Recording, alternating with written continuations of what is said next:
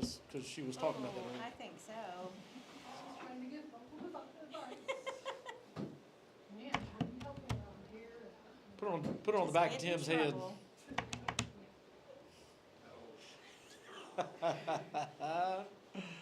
Oh, goodness. We up? Yep, we're up. Okay. Welcome. Anybody who might be watching online, probably still getting acclimated to this. I know we have been trying to get back to our routine of the practice round and all that. And Candace started looking at it 30 minutes early today just to make sure that she knew what she was doing I again. was probably in here earlier than that. Yes. So anyway, we are back. We have been out for about 6 weeks now, and so yeah, we're back now. I do want to say, starting next Wednesday, we'll be getting back into our Route 66, and we are on the last leg. We've been going through this thing for a long, long time, and if I remember right, if not, somebody can correct me between now and next week. I believe that we will be on 2 Peter next week, and so we have these books that are available if somebody wants one but does not have one. That might be the last printed copy that I've got, but we can make more, or if you want electronic copies, you can contact us here in the office, and Candace will be sure and email those to you. You got all those, right? I sent them all to you a while Yes, back. I have them. So she's got all those on her computer and can get those to you very quickly. We have, let's see, I guess we got 2 Peter. We're going to take time out and talk about Gnosticism for a week. And then that puts us into 1st, 2nd, and 3rd John. We might be combining 2 of those. I'm not sure. So that's 4. And then Jude and Revelation. And then maybe a little party at the end of all that, just to kind of celebrate having gone through all 66 books. Is that going to include a quiz? What are you talking about? I don't know what I'm talking about. Quiz? Never heard of such in church. Nobody does that in church. Right? No, So anyway, no, I would never do something that I've never done before. Let's just put it that way. So anyway, so we got a few more weeks in that, but I think beginning in October, I think we will be out of this book. So anyway, we're in the last leg. Hang out with us, and if you need copies, let us know. That's what those are there for. I think everybody should have a Christian library of some kind, at least a shelf of Christian books, and those would be one good place to start. So, all right, tonight is a little bit different. We are not starting in that, even though it's our first Wednesday back. We're not starting in that because we, at the beginning of the summer, we highlighted some ladies who were going to be going off on and doing missions throughout the world, coming out of our church, and we were proud of them and the work that they did, and appreciate them representing us and representing us well. And so I wanted us to take some time and hear from them to hear how their trips went. And so I've invited them to come and hang out with us. And so what did I give y'all, like 5 minutes apiece? Is that what it was? I'm just kidding. It was like, what, 10? 15? What did we say? Somewhere at 12 minutes apiece. They have 12 minutes apiece to share with us about their trip. And so I think, did we say who's first? Did we say Joanne's first? So Joanne, you come up. Tell us where you went. Tell us about your trip, and yeah, give us the details.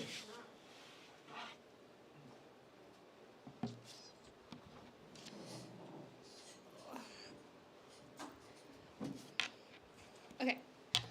First, I just actually want to say thank you to everyone who supported me and prayed for me for this trip.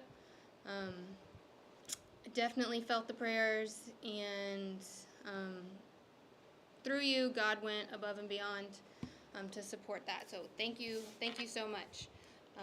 So I got some pictures, and they're kind of in order, so it's kind of the direction we're gonna go. So put up the first one. So the organization that I traveled through is called Champions United, and it is a football club.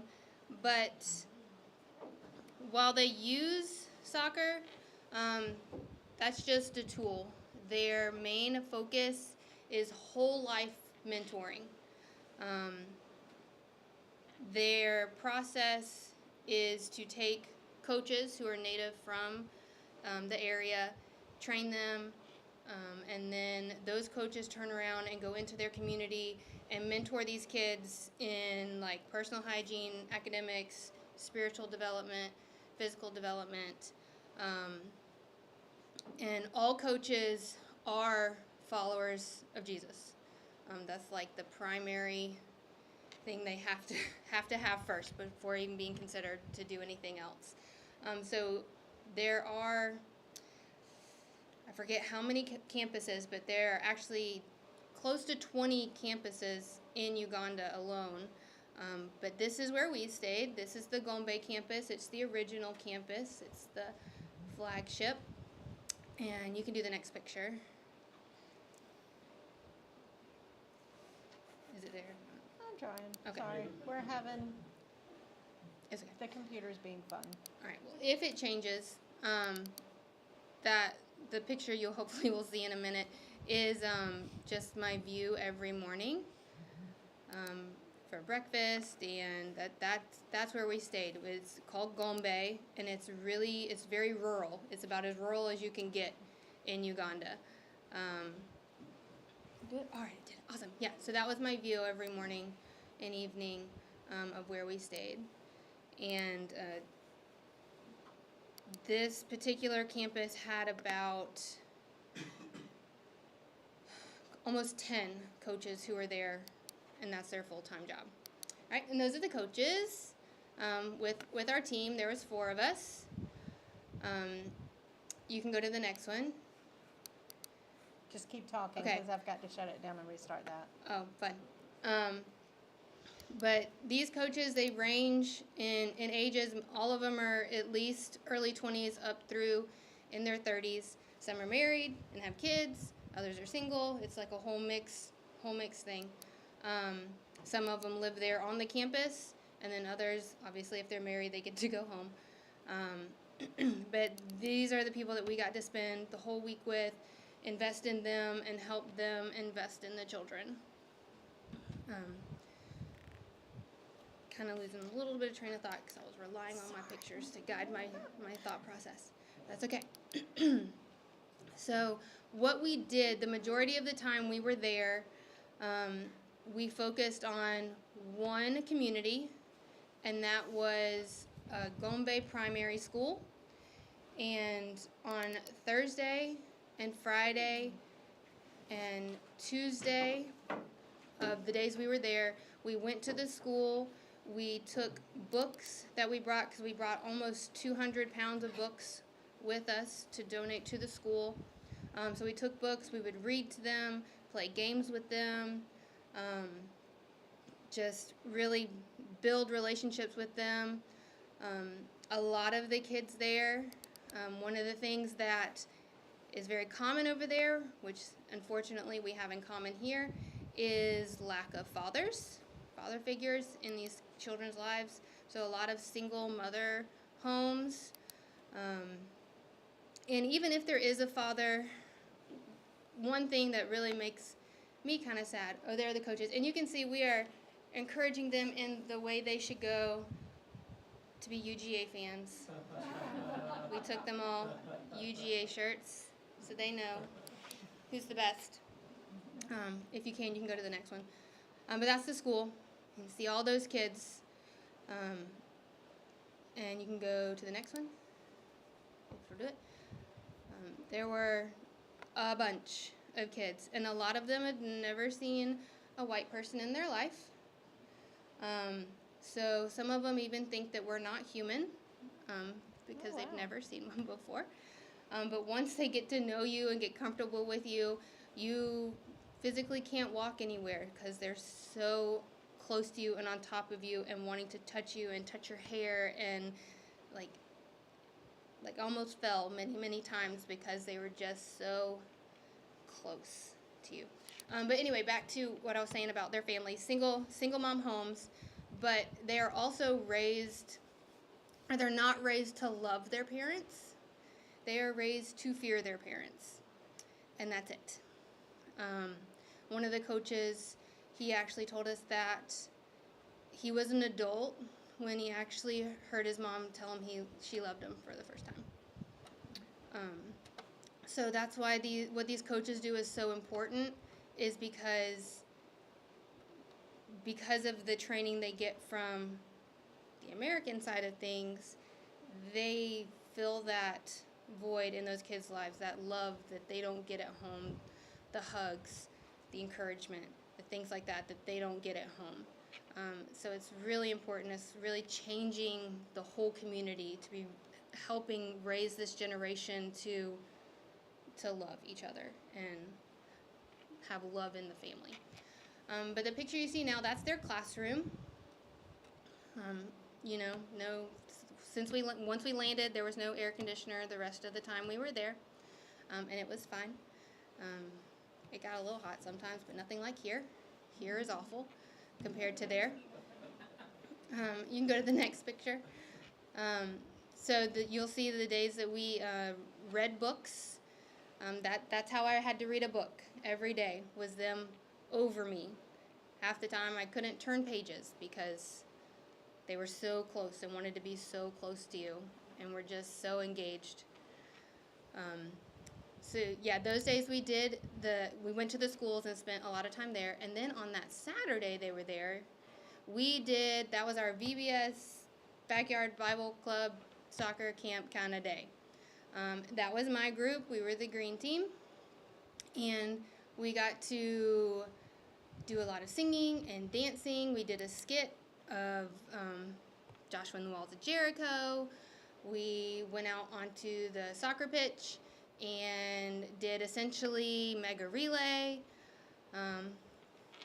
And then after that, you'll see us in the little circle group right there.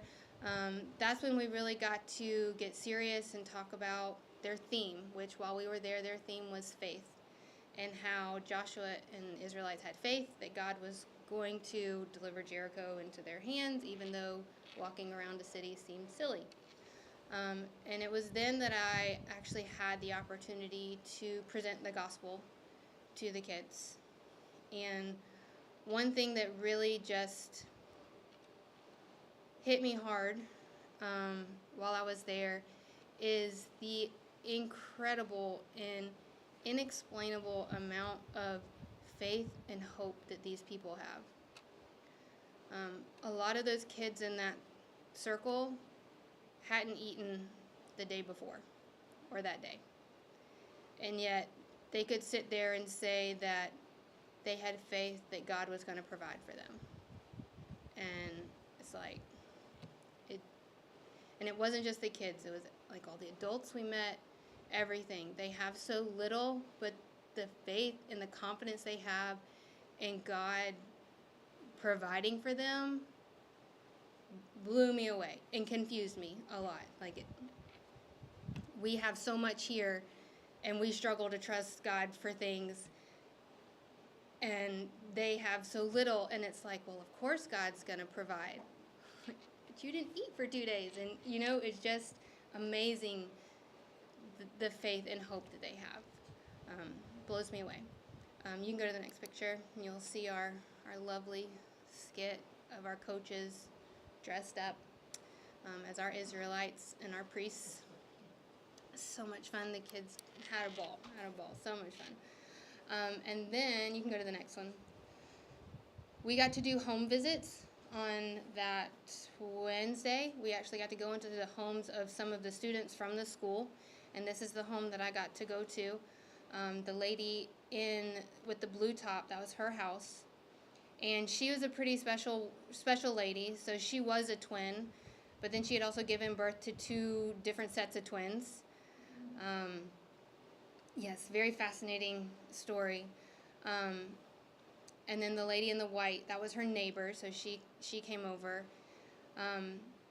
Because something they told us that really, I almost cried when they said it, because it was so humbling to hear, because they were trying to warn us about going to their houses. And they're like, your visit to their home will actually elevate their status in the community because you went to their home, because an American visited their home. And I was like, who am I to add status to anybody? I'm not good enough for that. But they were just so welcoming and gracious, and like, I don't know, I really know how to explain it. It's just incredible that me just trying to be obedient to God and go and serving, and now here I am giving someone status. It was a lot. It was very humbling. You can go to the next picture. And you'll see in the next picture the house is really small. Like, they sat on the floor so the guests could sit in the chairs. I did get some baby snuggles while I was there, which was wonderful, even though that baby looked at me like I was an alien. Because, well, I don't blame him. You can go to the next one. And the next one is their kitchen, which is outside. If they're lucky, it's enclosed. But for a lot of them, it's just like a fire pit in the ground. That's their kitchen. The lady's house that we visited, her main source of income was growing bananas and cassava. And she had some chickens, even though they don't really use the chickens for food, mostly just for eggs. Chicken is actually, like, you get that on very special occasions. So people will have chickens, but they don't eat it a lot. You can go to the next one, too. That was the neighbor's kitchen. As you can see, it's a place for fire on the ground. You'll see her, and that's what she had. Those are some of the sweet babies who also lived at the house. I don't know how much time I've used up so far, but that was the majority of our trip. Our focus was to just pour into these communities, to show them that America, or to change their perspective of what Americans are, because all they see about America is what they see on TV. So they think that our life is perfect, that we never have any problems, and we never suffer. There's no poor people. Every American's rich, and we have like the best life in the world. That's what they think.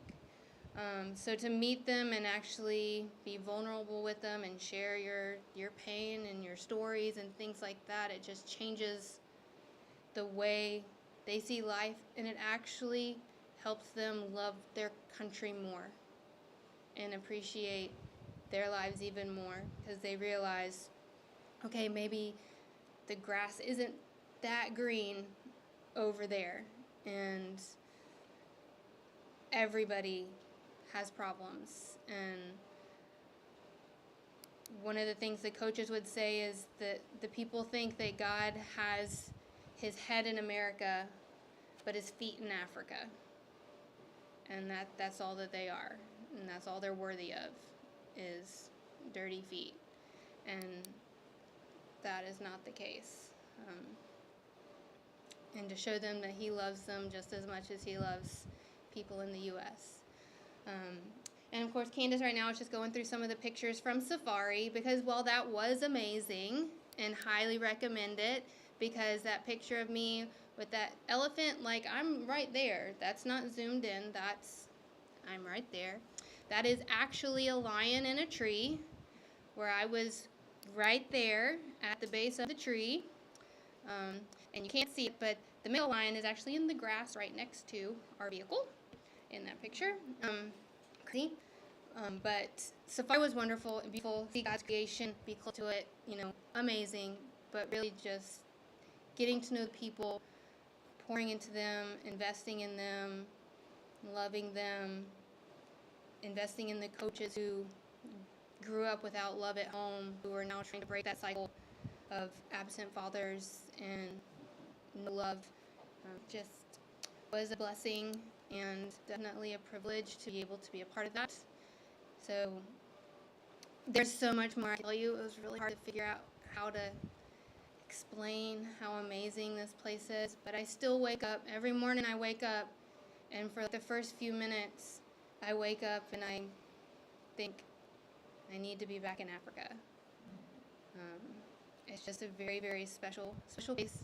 So be ready, because I'm going back next year. So I'll be calling on your prayers and support again. So if you ever have any questions about the trip or want to know more, please come talk to me. I'll be happy to tell you even more about the amazing, amazing place. So thank you. I got a quick question. So how long were you there? So we left on a Tuesday and we came back on the following Friday.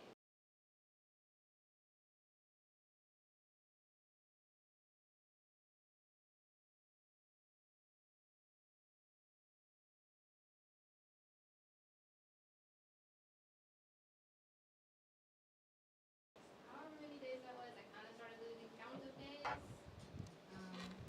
Week and a half ish. Gombe, Uganda.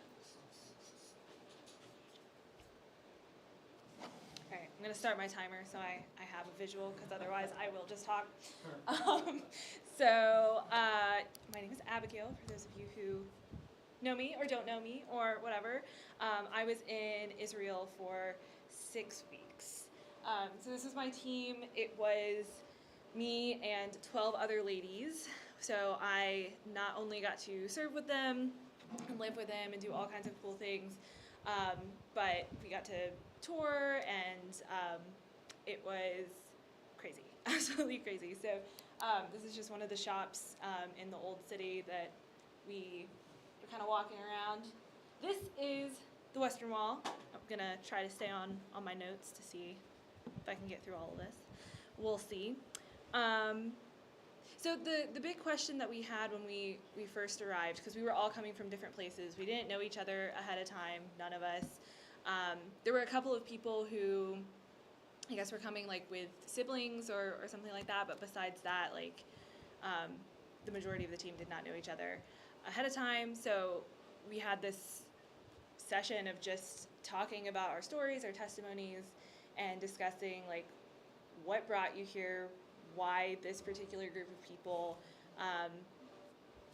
why are you here, and to be able to then share that with people when they ask us the same question. So it was a bit of a brainstorming session, and the overall theme was we are here because we love the people of Israel.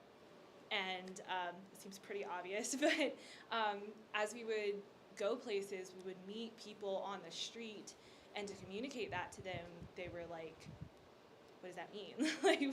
like it's so strange. We are, again, like this really weird looking group. We don't look like a normal tour group. Pilgrimages and touring is very normal there.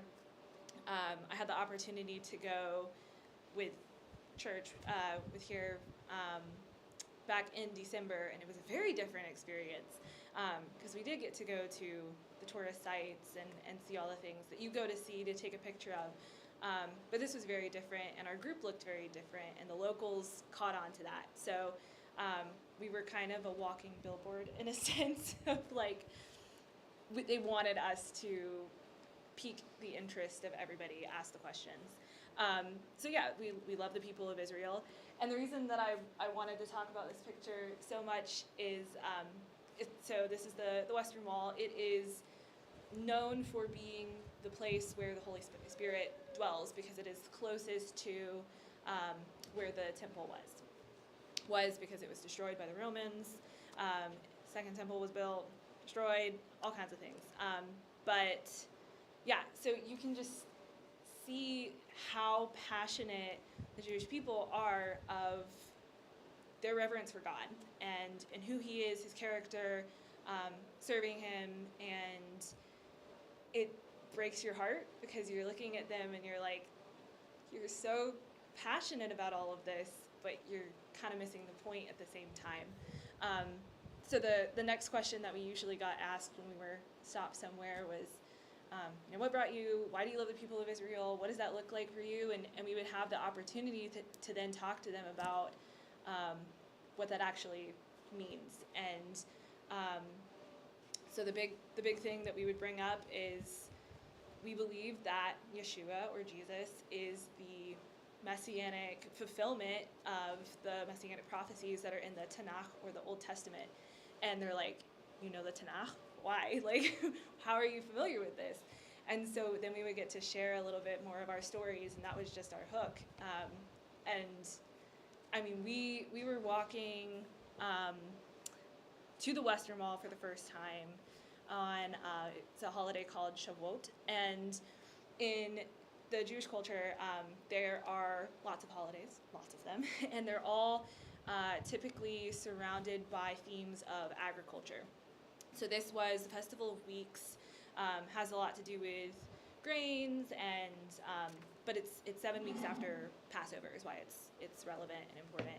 And so we flew in and we were able to go and celebrate that. And all of these people have flown in from New York and the United States and all kinds of other places, other countries, to get to go visit the Western Wall on Shavuot. That's important to them. But not a lot of them knew really why or what that meant or the importance of it. It's just something you do because the holidays you celebrate. That's normal. It's like kind of a St. Patrick's Day thing or a Valentine's Day thing here. Like, I don't know, they're just fun. So not a lot of people knew the meaning behind a lot of the holidays. So that was interesting. But yeah, we were just walking over and we got to stand in the street and talk to this guy, David, who was from New York. And he didn't want to talk to our chaperones who spoke Hebrew, had grown up learning all of this information, going to Hebrew school, didn't want to talk to them. They wanted to talk to us. Like, why are you here? What does this mean to you? And we left that day and it was like, oh, so this is kind of how it's going to be the rest of the trip. Like, yeah, they want to talk to you. They don't want to talk to us. They want to talk to you and hear your stories, hear your heart, that sort of thing. So we can go ahead and skip to the next one. Spent a lot of time on that one. This is a tabernacle replica. Really fun. We were out in the middle of the desert. We got to visit Eilat, which is right above Egypt, basically. You look across the Red Sea and there's Jordan in the background. So we were like, wow, we're way down here. And in the middle of the desert, there's this tabernacle replica that we got to tour, and it's all to scale. It was very interesting. But the reason I put that in there was as a reminder of the covenant. And the reason that like the Jewish people are so important, not only to us, but to God, is because we would have no reason to trust him. We would have no reason to believe his promises, anything that he says, if it were not for the covenants that he made with the Jewish people. And he has not broken those promises. So it was just a really cool experience to get to look at that. You can go to the next one. So that is the very end of Yad Vashem, and that's the Holocaust Museum. We got to go in December, and so going back again was just as terrible of an experience. You leave feeling so heavy. But the architecture is really interesting. It's in this triangle shape, and it's supposed to be a visual representation. As you walk through this museum, you learn all this information, you watch the videos, you read the stories, and about how something can happen in plain sight, but it's still hidden. And so there's the light coming through, and at the very, very end, there's this landscape, and you get to see Jerusalem, and you get to see that the Jewish people are coming back to Jerusalem and to Israel, and there is hope in the fulfillment of that promise, and it's like, chills. Yeah, so we got to do a lot, learn a lot about Jewish history, and I don't know, it was fantastic. A lot of the volunteer work that we did, they intentionally did not tell us ahead of time. They were like, we don't want you to have any issues getting through security. We don't want you, like, if you just don't know, then they can't ask you anything because you don't know anything. So I really went in there blind, and they were like, yeah, that was intentional. Don't worry about it. Okay. So we did a lot of outreach that was hosting events. I had no idea what that really looked like, but we had a planning meeting, and we sat down, and several of us were musically oriented and talented, had a background in music. So I was playing piano and singing and doing all kinds of stuff. There were two professional violinist on our team. So like it was awesome. We got to put together like an hour-long program, and so any group that we would host an event for, we would get to do our program for them. Sing, dance, make them laugh, make them comfortable, and then give them just a little bit of the gospel.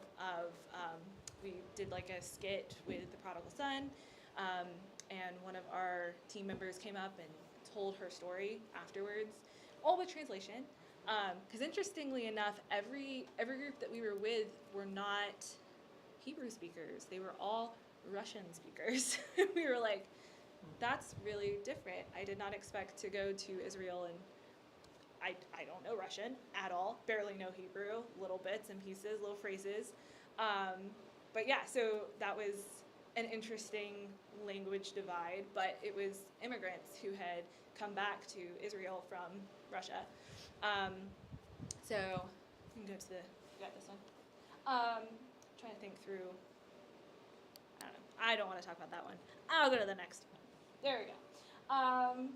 Yeah, so it was really interesting just getting to know all these people. The last two pictures that I had, the one I skipped through and this one, are really interesting. This is a column that is up on the Temple Mount, which is probably the most iconic thing when you think of Jerusalem. It's, Temple Mount.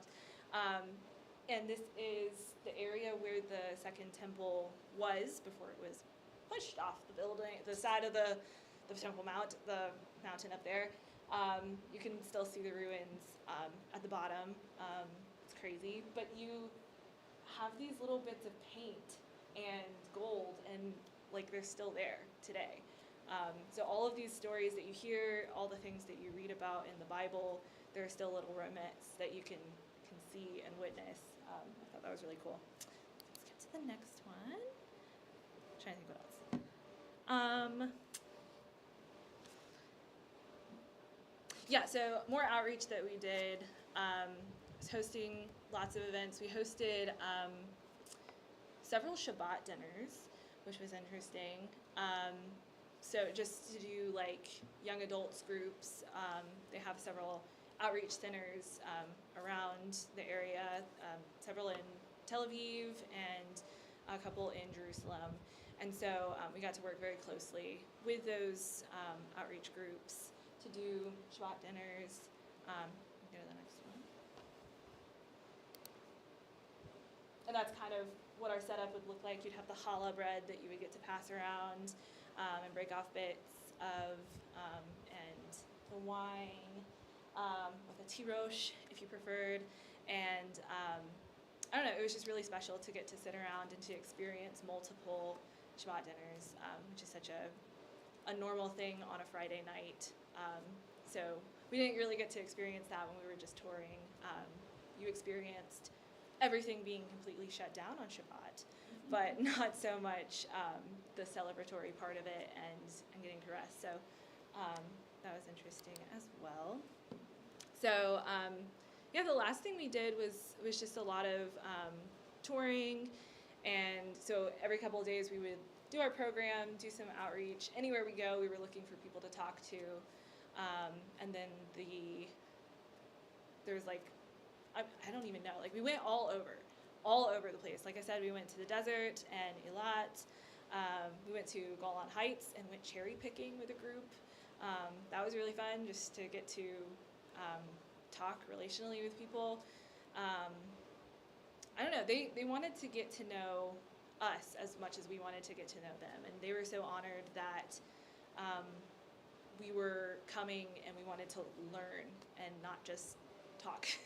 So it was very much a relational time. That is a big thing within their culture, is anything is relational. So it's slow building. It's not something you can get in there, shove a bunch of information at them and hope for the best. It's slow building. So we were there to support the people who were there long term doing all of that outreach stuff on a regular basis, because they're the ones who will do home visits and go see Holocaust survivors who are the same age as my grandmother, and we got to host a couple of Holocaust survivor banquets, which was really amazing.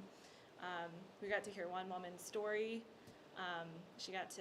She pulled out all of these things from her backpack she had come prepared to talk to us with, and like the last letter that her dad had ever written to her, and he died when she was 4 years old, and so it was just really crazy and humbling to get to experience all of this stuff. So I don't know, same as Joanne, if y'all have other questions, I would be more than happy to sit down and talk about them, answer anything else. There's just thousands of other pictures on my camera roll, all kinds of stuff. But, so, thank you.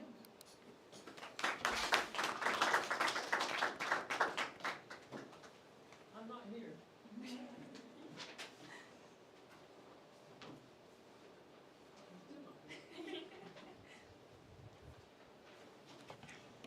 Hello.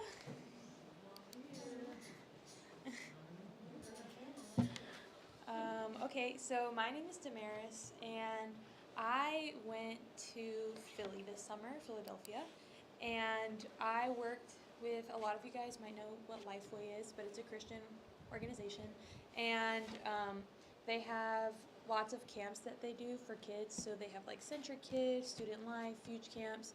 I specifically worked with Fuge Camps as a production director. That sounds very fancy. It's really not.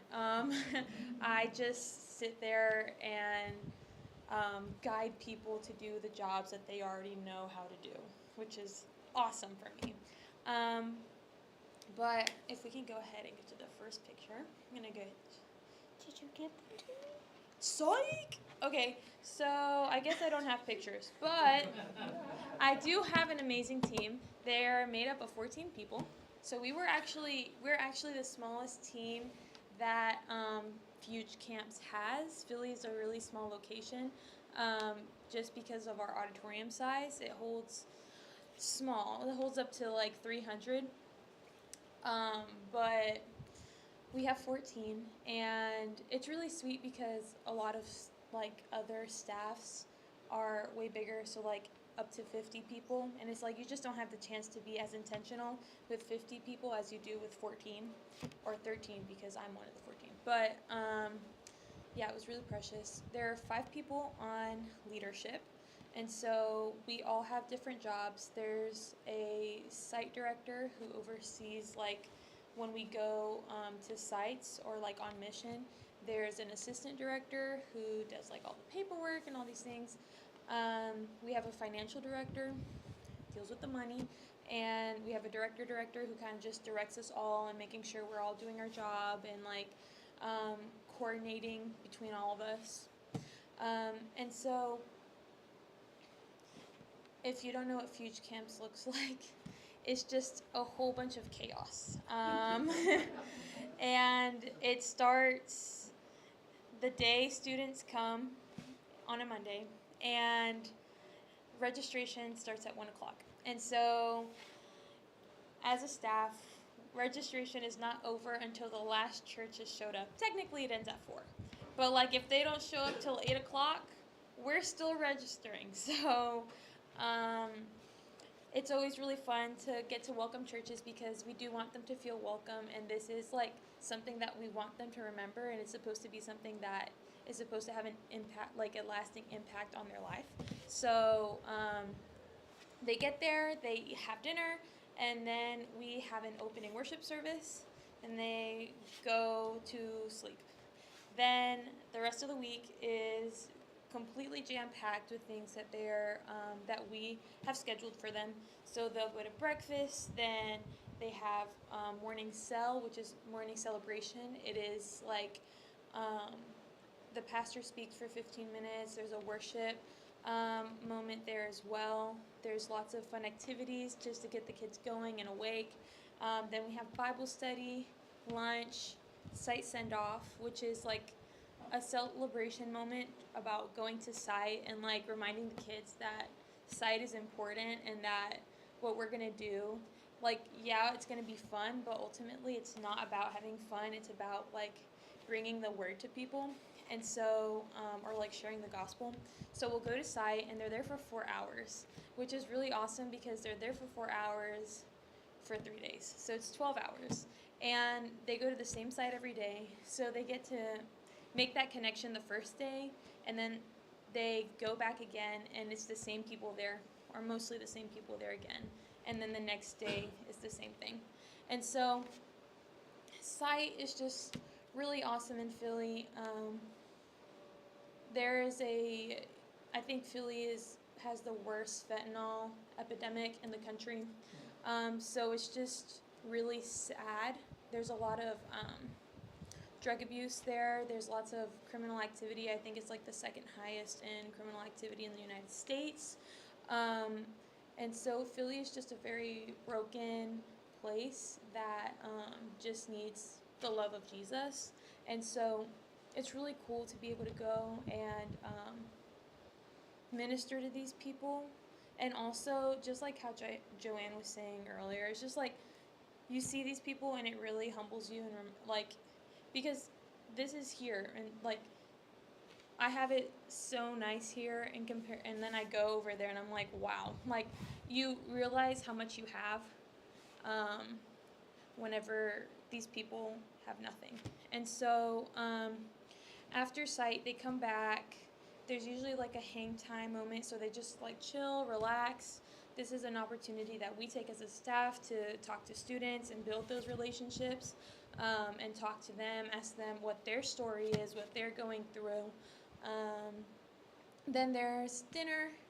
After dinner is worship, and this is our main worship service of the day. So there will be like the worship where there's like singing.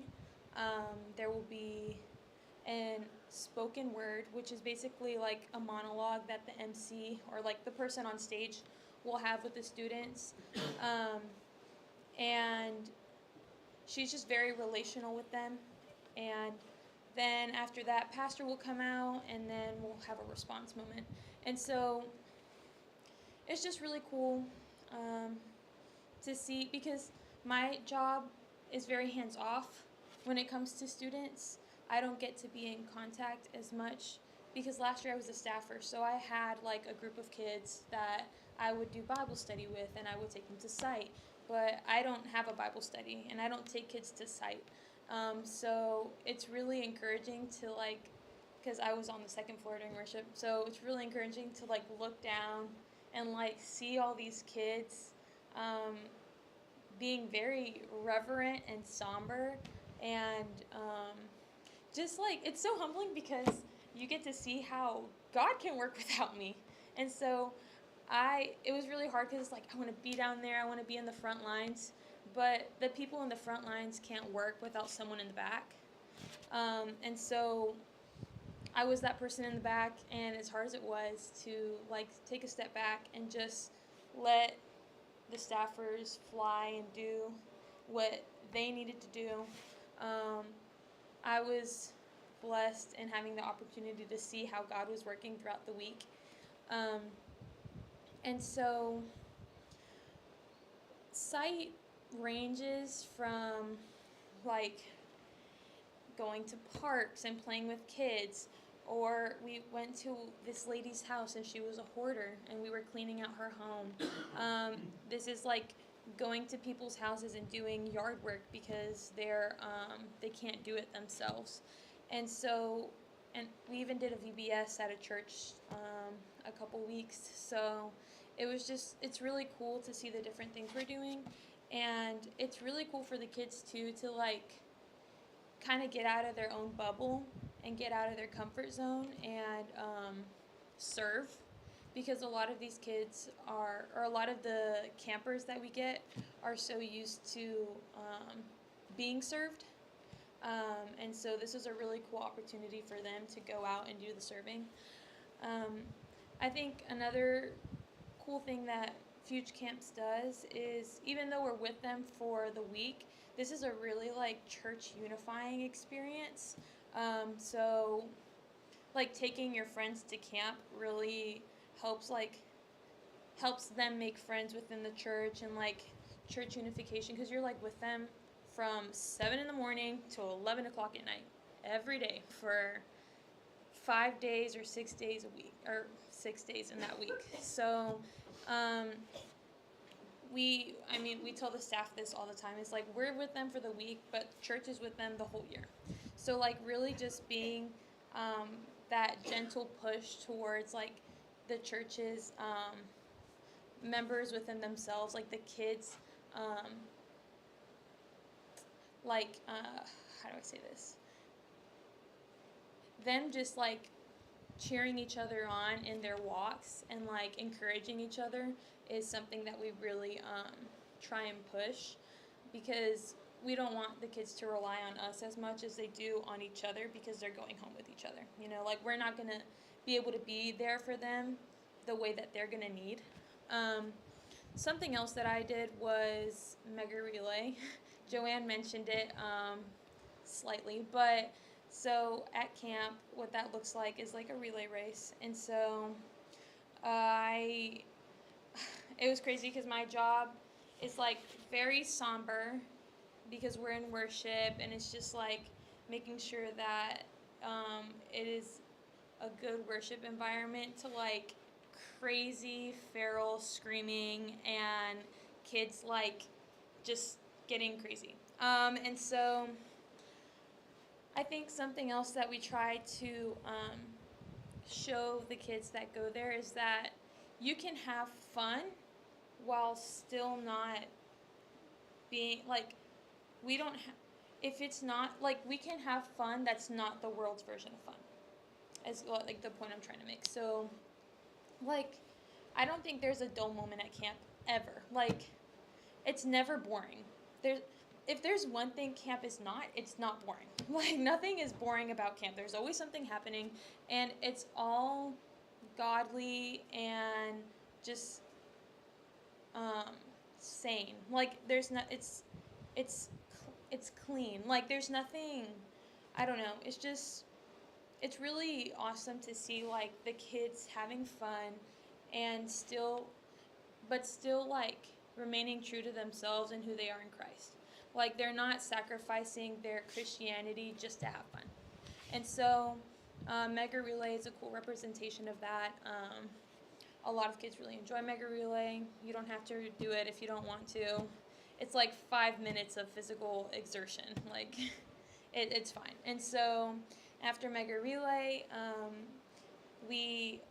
during the week, we also encourage kids to give to missions. And so every morning we play a missions video. And this year and last year, our mission focus was the Embera people in Colombia. And last year, when we gave to the Embera people, and so it was really cool to see this year and how like that money has impacted them, and like the missionaries going there and how we've been able to reach them, because they were an unreached people group. They had never heard the gospel before, and like this year we were seeing videos of like the first Embera person to get baptized. And so it was so cool to see how like Fuge camps played a significant role in that, even though obviously it was God, but like it was cool to see how God used Fuge camps to do that. And so like throughout the week we encourage the kids to give to missions, like, and just pointing back at what God has already done and being like, look at what God's done. Like, imagine how much more he can do if we're like willing and ready to give. And so we encourage giving, but also we understand that not all kids came ready to give, or they just don't have any money. So just as important as giving is, praying is also important. We have pray, give, and go. So if you can't give, prayer is always there. Like, prayer is so important, and just like we encourage the kids, and we're like, listen, just because you didn't give, that doesn't mean you're any less than anyone else who didn't give. Like, prayer is just as important. And so either pray, you can give, or you can go. And so there were a couple of students who accepted a call to missions. And so we have a bell at the end of the summer, or not the summer, the end of the week, that kids ring if they've made any decisions, like for Christ or for missions.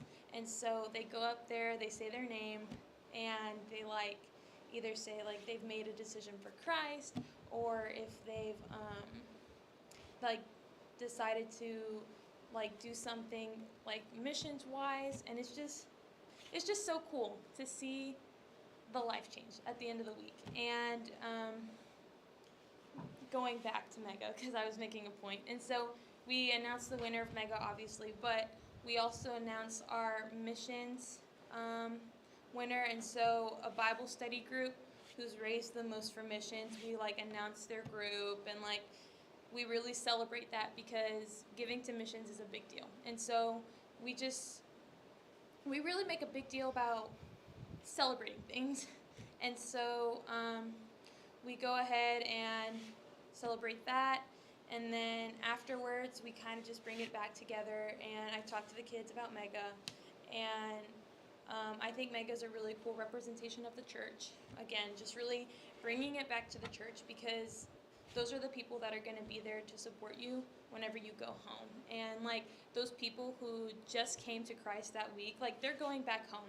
And so just like reminding them that like there are going to be key adults and like key friends back home that are going to help them continue through this walk, for me, I think is like essential. And so I just remind them that like obviously Mega Relay is a race, and so the race doesn't end here, like it keeps going when you go home. And so just remember that you have people in your life that you can talk to, that you can trust, that can help keep you accountable in your walk. I encourage the kids one last time, because this is the last night that they'll be there. They leave the next morning.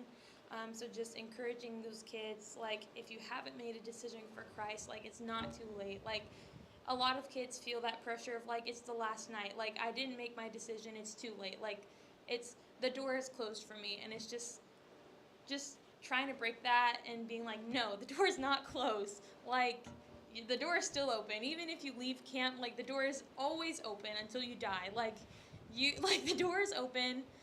Please don't feel like you can't ask questions. And so it's just really cool to see, like, you see kids and they're like looking around and they like look for an adult, like after Mega, after like losing their minds of this like crazy event, and just going like, I actually need to talk. I actually need to make a very serious decision right now. It's just so cool to see how God works. And so the last day, we do a closing celebration, celebrate the life change, we do the bell, we reveal their missions total.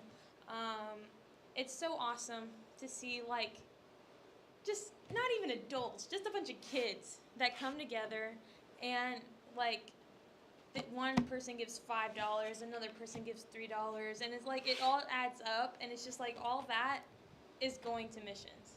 And 20% of that goes to like the missions they did in Philly. So like the sites they go to, they're getting that money. And so it's just really cool to be able to like serve them, but also like financially like give to them and help them, because a lot of them, a lot of those communities that we go to focus on getting kids off the streets before the streets get them. And so it's really cool to be able to give to that, go home, and they're still going. Like, they're still working, and it's awesome. And it's really awesome to see how God can use just 14 people when there's like 300 people. And so I guess I didn't have any pictures, but I do have pictures if anyone wants to see them. If you have any questions about camp, obviously I'd love to answer. I'm going again next year if they hire me back. It all depends on my references. I'm Lane.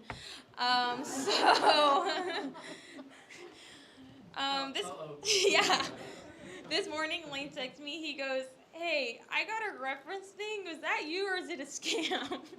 I'm like, "No, that was me." So hopefully I will be going back again next year. I won't know if I'm going back to Philly. That's where I've been the past 2 years, but Lifeway sends me where they need me. So as excited as I am to go back to Philly, I'm also looking forward to something new. I don't know. I think I'll be heartbroken if I don't go back to Philly, but I'm also excited if I don't. I'm just excited to see what the Lord has for me, and that is it for me. All right. Okay, y'all, as, yes, tell Mark, it's my fault. So, you're already, when you know the people that we send, you're already proud to send them, but then when you hear the things that you did, this is why we have the report. I mean, it's just, feel that much better about these ladies representing us the way that they did.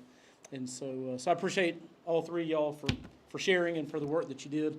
I believe that we should be a sending church. There's no church anymore is going to be successful the way that it used to be. The way that it used to be was, y'all come. Y'all come.